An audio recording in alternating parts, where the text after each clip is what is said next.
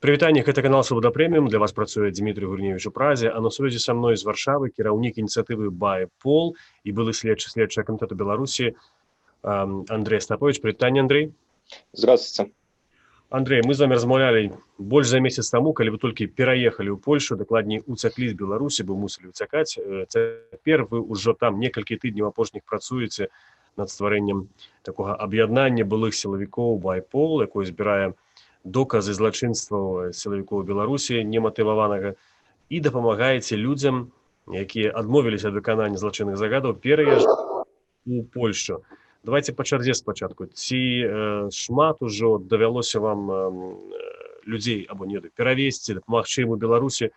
Колькі вы самі ацэньваеце, ўжо звярнуліся да вас, прынамсі, без Беларусі? Точную цифру я называть, наверное, пока не готов, потому что это не совсем безопасно для количества, для наших всех сотрудников, скажем так, бывших. Но это десятки человек.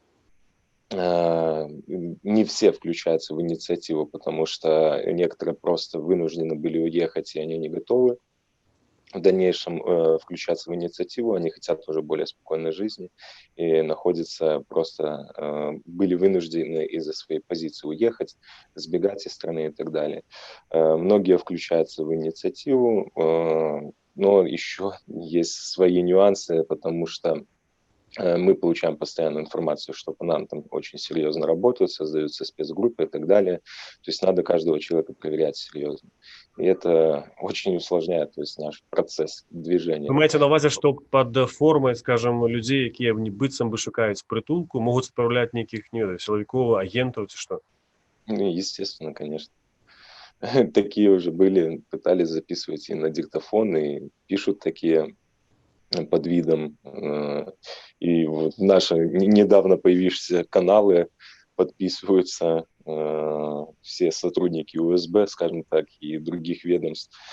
Отслеживают все очень серьезно, мы это все понимаем, работаем над этим. То есть если там кто-то думает, мы слишком медленно, то есть двигаемся, учтите, что это все-таки военизированную структуру создавать на территории чужого государства, это очень сложно. То есть свои нюансы, и когда ты вообще, скажем так, все силовые ведомства, у нас даже в каждом, если взять Следственный комитет, МВД структуру или там военизированные, без разницы, МЧС, они должны быть по законам, по уставам, положениям этих подразделений аполитичны. То есть мы не имеем права там вступать в политические партии и так далее. Да? Но при этом на митинги за Лукашенко обязаны переодеваться в гражданскую форму, ходить и делать имитацию обычных граждан для массовости и так далее. То есть уже нарушение всех этих положений. Здесь вроде как мы оппозиционируем себя, что мы на стороне народа, и тут же тоже есть различные движения лидеров, и все это объединено в одну систему.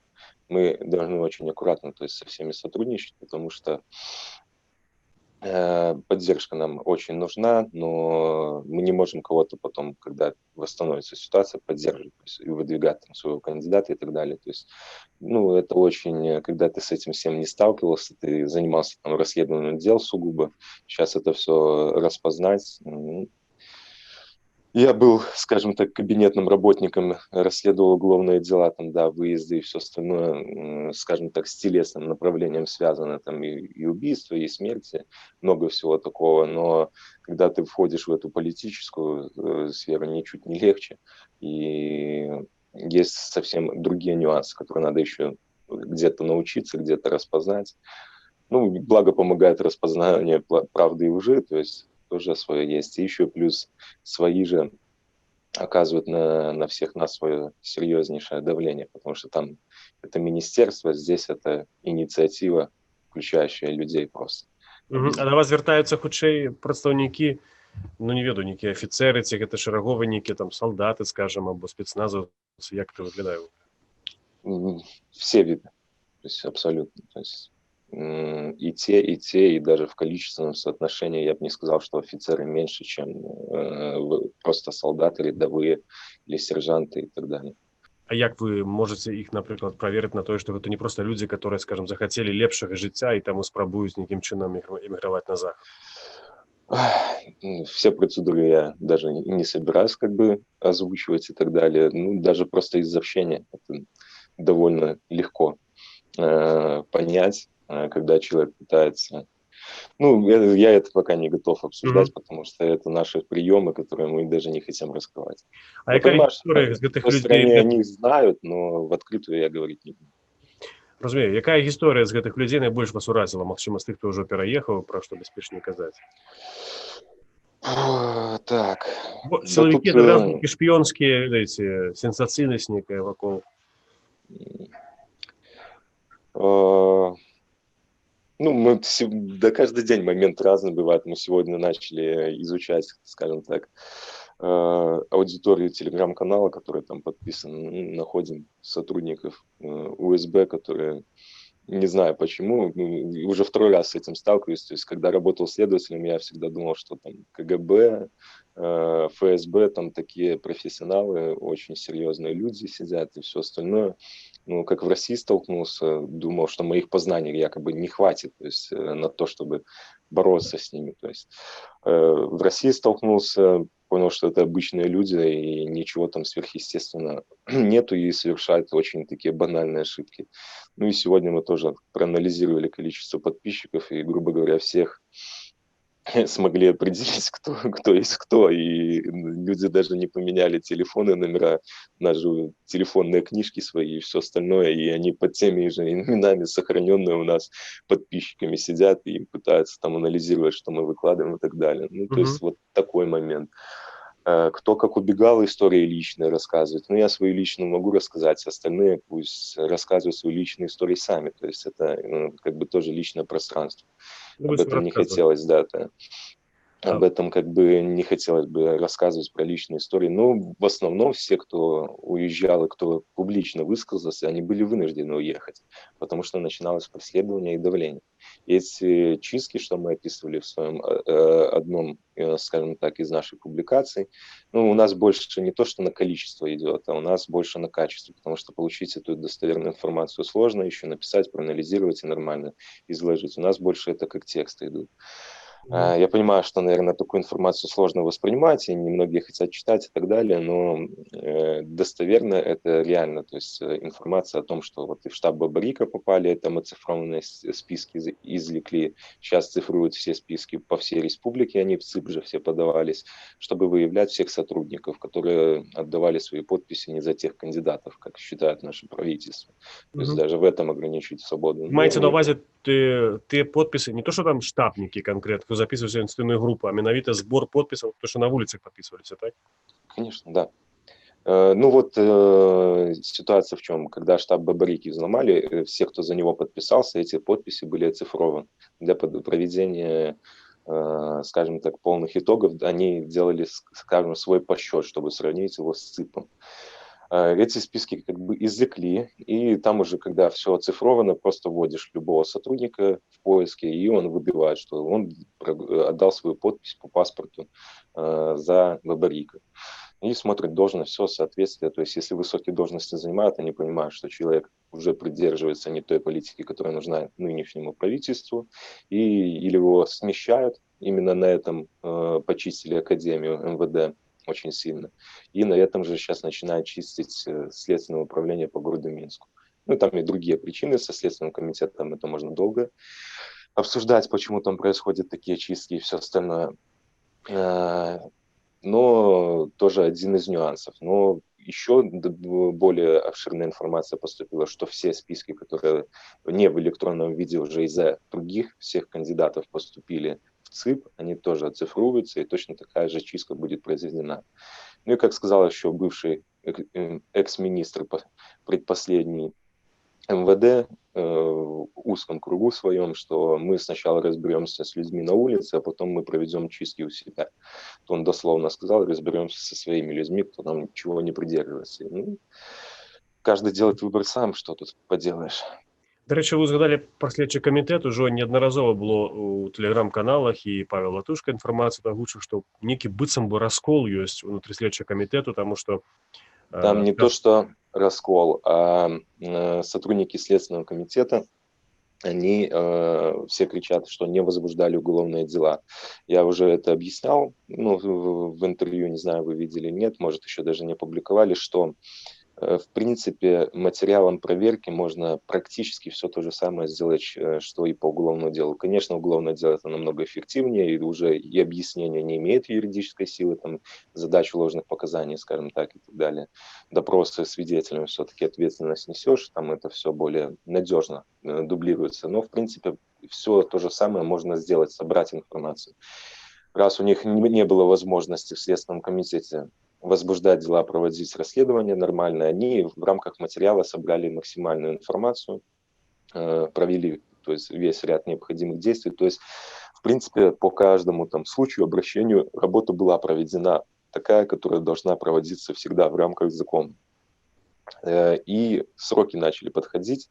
Никто, конечно, не говорит, что там все, срок подошел и обязательно решение должно быть принято. То есть можно приостановить материал проверки, там, отменять, играться, там много вариантов, как можно это все продлять и свыше 3 месяцев. Но информация была как бы собрана соответствующая. Когда об этом стало известно наверху и стало известно, что в принципе то, о чем там все твердят на улице, что должны быть наказаны эти лица, и на самом деле в Следственном комитете это собрали, эту информацию, то начались серьезнейшие вопросы. Вы что там делаете, чем занимаетесь, вы вообще на чьей стороне? Плюс это самые интеллектуальные люди во всей, скажем так, системе. Чем выше интеллект, тем больше самомнение. То есть именно в плане того, что тебе не промоют мозги какой-то, ты будешь все оценивать самостоятельно. Ты способен анализировать, и в принципе следователь всегда, у нас же в законе даже прописано, что объективное расследование должно проводиться, что под собой подразумевает, ты должен и сторону потерпевшего полностью рассмотреть, и сторону подозреваемого полностью рассмотреть. То есть обе стороны выслушать и уже, исходя из этого, принимать решение и вести расследование объективно, то есть во всех направлениях, не только обвинительный уклон, но и, скажем так, и как защитник тоже проработать. В принципе, не все это делают, но это должно быть. И то есть точно так же и уже в ситуации в целом в стране по всем этим выборам они оценили, что происходит, они все видели и нарушения увидели, делали так, как считали нужным.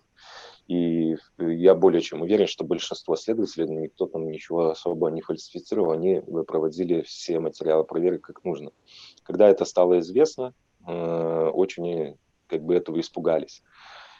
Начали проводить чистки, потом проверили, сравнили, то есть именно по Следственному комитету соотношение поставивших подписи за альтернативных э, Кандидат.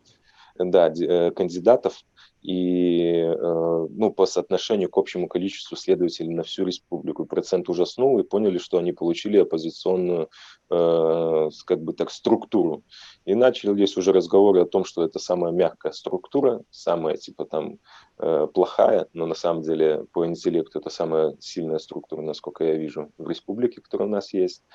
Прокуратура такого точно не имеет уровня именно в качестве расследования, потому что все, кто занимался этим в прокуратуре при создании Следственного комитета, этими направлениями, они ушли в Следственный комитет. То есть люди одни и те же были, но объединены в одну систему. Все лучшие из милиции были забраны, скажем, точно так же в Следственный комитет. Именно в плане расследования. Я не говорю, что там везде остальное направление, они не важны и так далее. А наколькі И праўдзіва тое, што зараз следчы камітэт могуць падпарадкаваць міністэрству ўнутраных спраў? Такая таксама была інфармацыя, я што думаю, что быстрее всего так и будет, и даже не потому, что и его надо как бы усмирить как оппозиционный там самый настроенный силовой блок, а потому что из-за всех этих чисток, из-за того, что больше всего люди там не согласны, будут уходить, увольняться, и следователь это такая единица, которую сложно восполнить, они сейчас его просто уничтожат, разогнав все, скажем так, самые лучшие кадры, которые и могут научить и проводить огромный объем работы, плюс все эти возбужденные уголовные дела ложатся на плечи Следственного комитета, и их в разы сейчас количество увеличилось по нагрузке дел, потому что обычная преступность никуда не делась, может даже и начинает увеличиваться из-за всех событий, что милиция направлена на погашение беспорядков, а уже свою непосредственно так деятельность подзабросила. И те, кто занимался преступностью, они так почувствовали немного свободы и понимают, что можно заниматься чем-то своим делом. И А кто поэтому займаецца, а кто ініцыюе это ўсё, скажем, ну вот скажем так, рэпрэсіі ці просто падзел у этом следчым камітэце? именно в Следственном комитете З боку дзяржавы, я маю на ўвазе, ёсць нейкі орган або не ведаю, сам старшыня следчага камітэту, который кажа, што вы павінны спыніцца, або там мы вас разгоним, вы самые оппозиционные. Кто это? Да, я, насколько знаю, уже сам председатель пострадает в ближайшее время Следственного комитета. То есть его точно так же там быстрее всего заменят. Так, але хто это робіць? Робіць КДБ, міністерство? Спецслужбы с подачи Лукашенко, кто еще? У нас все решения принимает один человек. Ему докладывают, он в настоящий момент спецслужбам доверяет больше, наверное, чем службе, которая его охраняет. Потому что это его сейчас лучшие друзья, и он их больше всего будет слушать. Это же вот эти все списки анализирует КГБ и предоставляет процентное соотношение. Центральные аппараты тоже проверили всех подразделений, там, и МВД в том числе. Там, будут разгонять, чистить всех очень сильно. И я знаю, что уже в Следственный комитет начинают набирать с средним образованием. Этого не было никогда. То есть только на базе высшего образования в Следственный комитет всегда брали. Если уже начинают набирать со средним образованием, то я вообще не представляю, что там происходит. Именно в глобальном плане.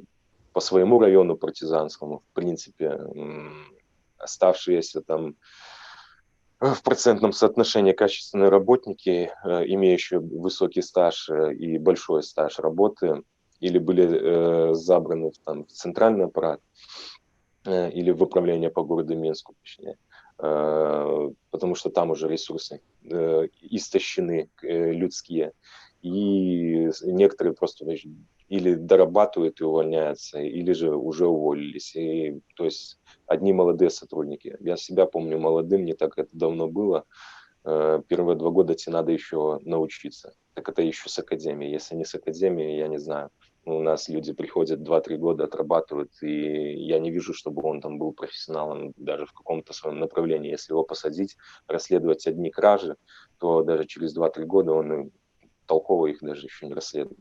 А что там говорить про убийство и все остальное, без понятия. Ну и поэтому они будут вынуждены перекрыть эту систему, когда она просто не сможет функционировать. Сами это снежный ком, то есть нагрузка очень сильно увеличится, и те, кто там останется, они просто разбегутся, скажут за эту зарплату жить на работе и все равно постоянно подвергаться, скажем так, каким-то давлением изнутри системы из-за этой нагрузки, он не готов будет. И будут их уходить или искать, переходить в другие структуры, где будет проще. Поэтому придется что-то переделать. Как они собираются исправляться?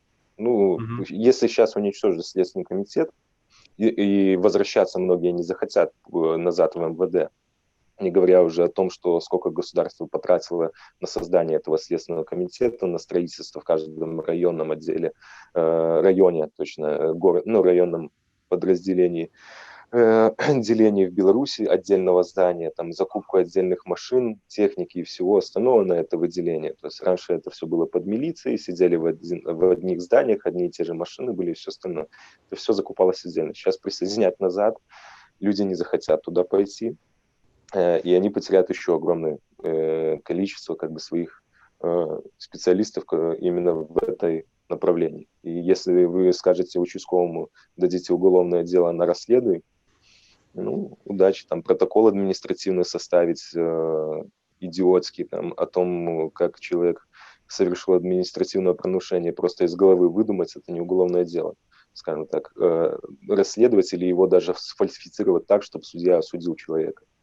Ну, то есть это уже совсем другой Андрей, подход. Чему, на вашу думку, эти люди не могут неким чином, не ведаю, коли их там большесть або амаль, что все, чему они не могут объединаться, заявить? Я вам просто объясню. Следователей в процентном соотношении ко всем силовым структурам самый маленький, наверное, количество. Ну, экспертов, может, только меньше. Их очень мало. Ну, это сотни? Ну, сколько? Сотни? Коли брать всю Украину? Не, если всю республику, я не думаю, что больше 3000. Даже, я думаю, меньше. То есть маловато, чтобы ты какое-то решение такое принял. Тем более, вот я один высказался. Они посмотрели, как там надо было ближайшим соседним странам побегать и все остальное. Смысл высказываться, я просто уйду и буду спокойно оставаться на своей территории, на своей родной стране, с родным языком, с родными, и пойду, следователь точно не пропадет, он найдет работу. И даже на те же деньги найдет работу, я более чем уверен. Нормальный следователь точно найдет, а очень хорошего он найдет и с высшей зарплатой, это 100%. Это немножко другое. И они не будут просто так себя подставлять, когда начнется вот это вот мощнейшее давление, потому что у них не хватит сил на это.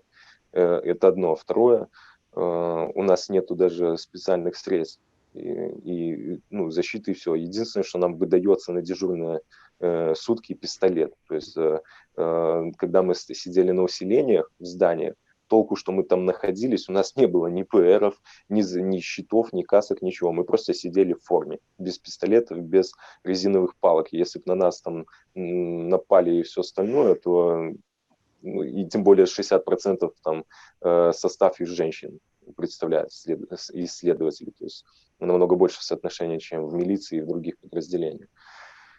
То есть, делайте выводы уже тут сами, тут все просто. Угу.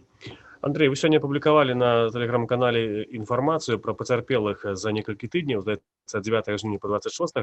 Мы уже опубликовали на сайте нашем, можно зайти эту информацию, и на вас таксама на телеграм-канале. Мне там здзівіла одна информация про то, что только один, прынамсі, зафіксаваны выпадак звароту міліцыянера да медыка, так?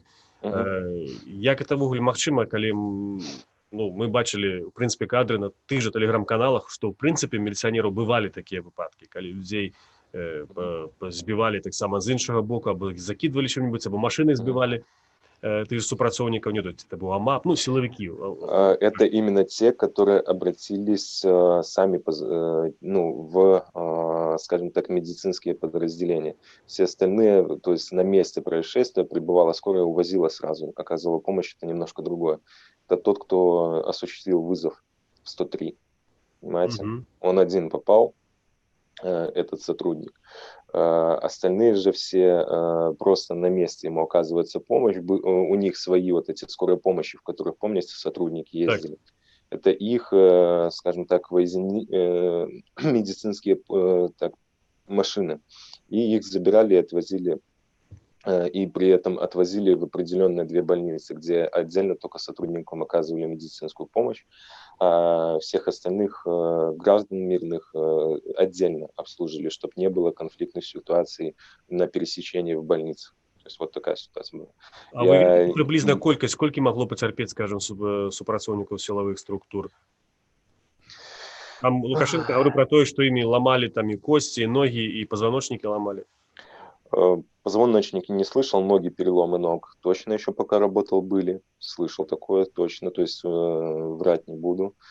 Сотрясение, я тоже думаю, 100% было, потому что сам лично видел кадры, где по голове били там целыми лавками, там палками и так далее. От таких ударов могут быть, там переломы пальцев, еще все остальное может быть. Как позвоночник сломать сотруднику? Если на машине сбивали, то вполне возможно, да.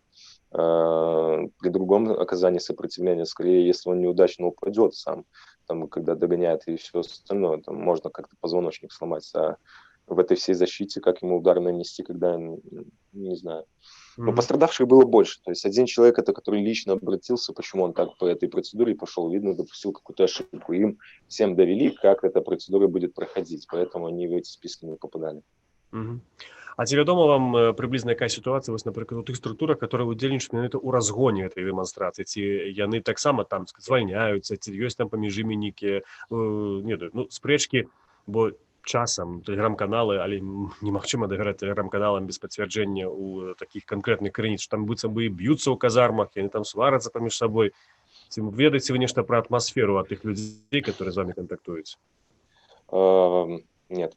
С ОМОНовцами или с такими людьми я не контактирую. И я думаю, вряд ли они будут к нам обращаться. Даже если этот человек уедет, он будет уезжать очень тихо, и маловероятно, что он к нам обратится, боясь какой-то ответственности из-за того, что уже произошло. Хотя мы действительно не имеем никакой, скажем так, именно со стороны закона возможности здесь, на территории, на него воздействовать. То Мгм. есть тут уже желание оказывать такому человеку помощь, это уже совсем другое. И, скажем так, в обмен на что? То есть на предоставление какой-то информации ему и защиту и польское государство даст. Это оно предоставляет всем белорусам защиту здесь, на своей территории, приняв их, они в систему, там, инициатива Байпол. Понимаете, ну, то есть он, быстрее всего, даже для Польши он должен будет давать какое-то показания о том, что происходило на месте для получения этой защиты. Потому что сейчас идет процесс в Европе о том, чтобы провести международное расследование. От Его же менавіта не я все. хацеў пра гэта зараз працягнуць. Ваша ініцыятыва займаецца між іншым тым, што збірае доказы злачынства, так? Скажем так, што вы там ужо сабралі, як это можна вымераць і якія далейшыя вось дзеянні з вашай ініцыятывы в этом направлении? Смотрите, так как мы лишили статуса процессуальных, скажем так, лиц на территории Беларуси, уйдя из структуры, здесь мы точно так же этого статуса не имеем, мы именно не проводим расследование, мы именно как раз-таки, как вы и сказали, собираем доказательства.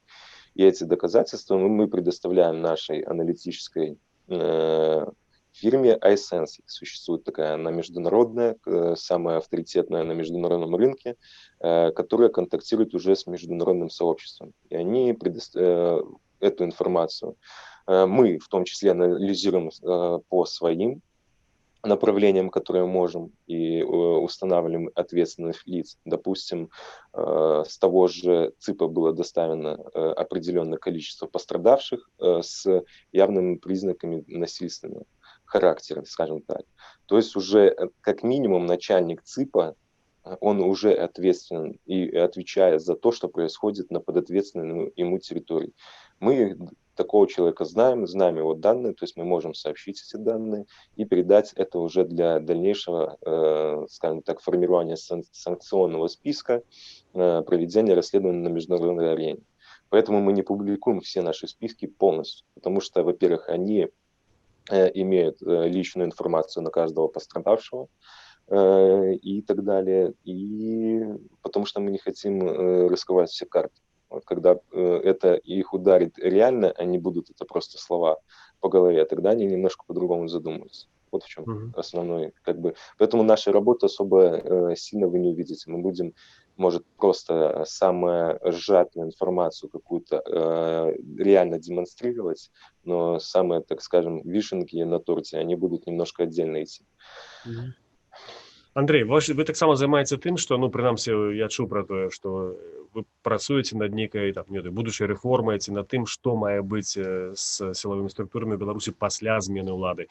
Ну вот глядзіце, мы маем абсолютна неверагодную сітуацыю, калі проста сілавы блок выглядае збоку прынамсі вельмі маналітным, падтрымлівае ўсе гэтыя злачынствы, як зараз іх называюць, ужо многія з іх прынцыпе даказаныя тымі словамі людзей, фотаздымкамі, відэа. Што, на вашу думку, павінна адбыцца пасля тады змены з такімі з міліцыяй увогуле? Ці гэта павінен быць грузінскі варыянт, калі ўсіх распускаюць і набіраюць нанова? Это нейкія кропкавыя суды. Бо сітуацыя, насамрэч, это вельмі крытычная, таму што цяпер рэйтынг міліцыі, давер да міліцыі Беларусі, я думаю, што проста ў гісторыі існавання беларускай дзяржавы найменшы. Ну, я вам просто объясню. Есть несколько пунктов. Первый пункт: сначала добейтесь победы, потом проводите реформы. Потому что сейчас все силы вливать в формирование реформ без победы бесполезно. Потому что даже если вы самые идеальные их сейчас продумаете, не добившись, скажем так, своих результатов и целей всего общества, скажем так, свержения Лукашенко и его там семьи, то вы и реформы эти не проведете. То есть в следующий пункт: то количество, которое у нас сейчас имеется, не позволит провести, точнее, подготовить эти реформы, реальные реформы, потому что Грузия проводила реформы с поддержкой других стран, там создавали целые комиссии, там были профессора на базе академий, проводились реформы и прописывались и все остальное. В целом, я вижу 100% наличия профсоюза, чтобы сами сотрудники могли определять свое направление движения. Второе, соблюдение вот этого важного принципа, что все силовые структуры, они вообще отделены отдельно от политики. И никакой не президент не может, придерживаясь, скажем так, своей политики, своих интересов, воздействовать на этот силовой блок. Это основное. Поэтому у него и его сын работает именно в КГБ, в спецслужбах, которые могут контролировать все оставшиеся, скажем так, силовые блоки, и оказывать на них давление, и кого необходимо моментально подчистить и так далее. Поэтому это отделение в этом. И плюс это реформирование силового блока, оно взаимодействует полностью с тем конституционным изменением и с реформами в обществе вообще в полном. Без этого никак. То есть в каком направлении, как они продумают реформировать наше общество на дальнейшее развитие, какие законы они хотят изменить, как Конституцию хотят изменить, там уже будет от этого зависеть, и в каком направлении вы будете проводить реформы.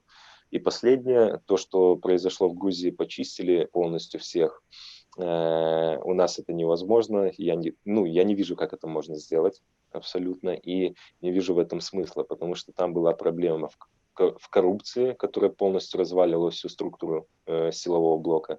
У нас этой проблемы, слава богу, не было. У нас немножко другая проблема. У нас проблема в том, что это весь силовой блок просто под влиянием нынешнего президента. И он не может вырваться, и каждый там генерал и так далее, он опасается, всех просто запугали больше. И привязали такими условиями, что ты саму эту систему покинуть не можешь, в том числе. Вот так. І ще одне питання апошнє. Глядзіце, ці у вас ёсць свая інфармацыя або свае нейкае меркаванне наконт вось тых перастановак кадраў, якія зрабіў не так даўно Лукашенко, памяняўшы міністра ўнутраных справ, прызначыўшы, скажем так, старшыню былога КДБ сваім памочнікам Брэсцкую вобласць, міністра Караева былога ў Родзінскую вобласць, дзе здавалася б, няма ніякіх там ні вайны, няма, не гарыць эта вобласць. І таксама, ці гэта было павышэнне гэтых людзей, ці хутчэй паніжэнне? Я думаю, что Караев все-таки больше обиделся, чем воспринял это как повышение. Это раз. Остальные, скажем так, веяния были проведены из тактических, скажем так, ходов. Как только министра поменяли, заметьте, насколько больше начали задерживать людей. Более жестко еще начал проводить политику, насколько я вижу. И, может, больше качественный тактик. Лично с ним не знаком. Поэтому, это сложный вопрос. Для чего это было сделано, это понятно. Для подавления максимального. И все-таки надо учитывать российский фактор очень сильно в том, что они начинают немного грязью поливать нынешнюю власть, то, скажем так, высшие чины в силовом блоке эти посылы очень быстро ловят и понимают. И чего больше всего Лукашенко боится, что его просто предадут и сольют. На самом деле он этого больше всего боится. И нынешний министр, насколько мне известно, он имеет какие-то родственные связи там, с сестрой или с женой какого-то из сыновей, что-то в таком роде. То есть он уже будет ставить на самые близкие и важные должности тех, кто будет действительно заинтересован в сохранении этой власти на 100%. То есть в таком плане те, на кого у него будет компромат, если что, этот человек точно так же при новой власти будет сидеть в тюрьме и так далее. Кого они серьезно держат. То есть на самых главных постах это будет только так. Это тоже главный фактор. Андрей, вы хотели, может, вернуться до прадстаўнікоў, супрацоўнікаў сілавых структур, в принципе, ваши инициативы накіраваныя для іх, якія маюць нейкія сумневы або наадварот, что вы им хотели зараз сказать? Честно, уже нет особого желания обращаться. Каждый делает выбор свой сам. Смысл этих обращений за такое количество времени они уже давным-давно сделали свой выбор в большинстве. Просто я понимаю их с одной стороны, что очень сложно с этой системой уйти. И чем дольше ты там проработал, еще сложнее уйти. Единственное, если еще не запятнали себя любыми путями, вы сами все умные, вы знаете, как избежать этого. Это больше к наверное, моим коллегам в Следственном комитете относится. То есть всегда можно договориться и отказаться от расследования политических преступлений, заниматься обычной преступностью и как-то себя в это не втягивать, потому что Лукашенко не вечный, ему 66, он все равно умрет. Потом те, кто молодые, могут понести за него ответственность. Я думаю, он и этот срок все равно не добудет.